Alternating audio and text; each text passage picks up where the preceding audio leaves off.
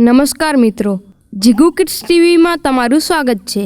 તો આજે હું તમને સંભળાવીશ મસ્ત મજાની વાર્તા।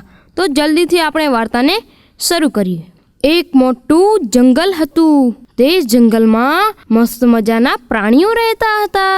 તે પ્રાણીઓ ખૂબ જ સુંદર હતા અને તે જંગલમાં બહુ જ મોટા મોટા વૃક્ષો હતા। તે મોટા મોટા વૃક્ષો ઉપર નાનકડા ચકલીઓના બચ્ચા અને ચકલીઓ, પોપટ, કબૂતર જેવા ઘણા બધા પક્ષીઓ પણ રહેતા હતા।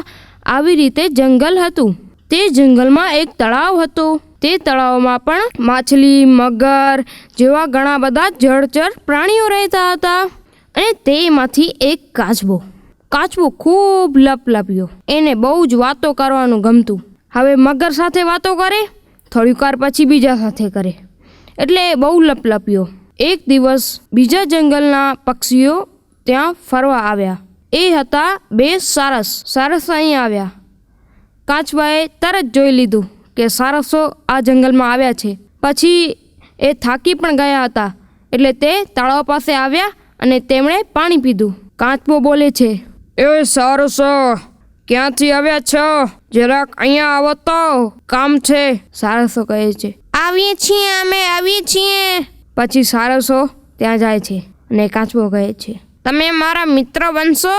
સારસ કહે છે, કેમ નહીં, બનશું। પછી કાચબાભાઈ લપમાં ચાલુ થઈ ગયા। બિચારા સારસોનું માથું ફરાવી નાખ્યું। આવી રીતે સારસ જઈ રહ્યા હતા, ત્યાં જ કાચબો બોલે છે, તમે અહીં રોકાઈ જાઓ। તો પછી સારસો કહે છે, અમને ખૂબ જ કામ છે, અમે અહીં નહીં રોકાઈ શકીએ। કાચબો કહે છે, મારા મિત્ર થઈને તમે નથી રોકાતા। પછી સારસ કહે છે, તમે એવી રીતે જ કહી રહ્યા છો તો અમે રોકાઈ જઈએ છીએ। પછી તે રોકાઈ જાય છે।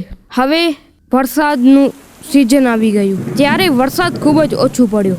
હવે બધા તળાવ, નદીઓ સુકાવા માંડી, પણ સારસો જે જંગલમાંથી આવ્યા હતા તે જંગલમાં પાણી હતું। તળાવો મસ્ત પાણીથી ભરેલા હતા, નદીઓ પણ ભરેલી હતી। પછી સારસો જઈ રહ્યા હોય છે તો કાચબો કહે છે, હવે મને પણ લઈ જાઓ તમારો જંગલમાં, હું પણ જોઉં તમારું જંગલ કેવું સુંદર છે। સારસો કહે છે, અમે તમને કેવી રીતે લઈ જઈએ? પછી કાચબો અને સારસો વિચારે છે। પછી કાચબો કહે છે, મને એક આઈડિયા મળી ગયો છે। તો સારસો બોલે છે, કયો આઈડિયા છે, તમે બોલો।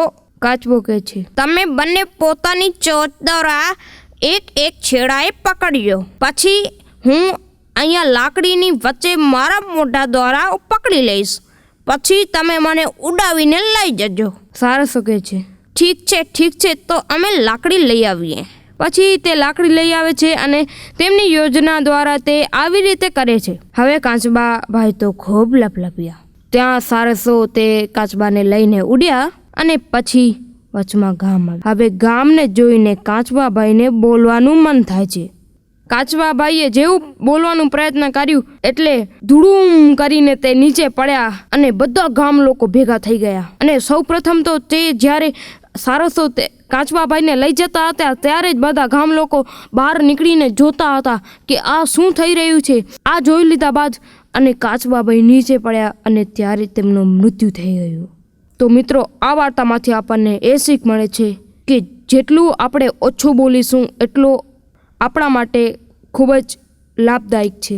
વધારે બોલવાથી આપણને નુકસાન થાય છે અને જ્યારે ઓછું બોલવાથી આપણને ખૂબ લાભ થાય છે।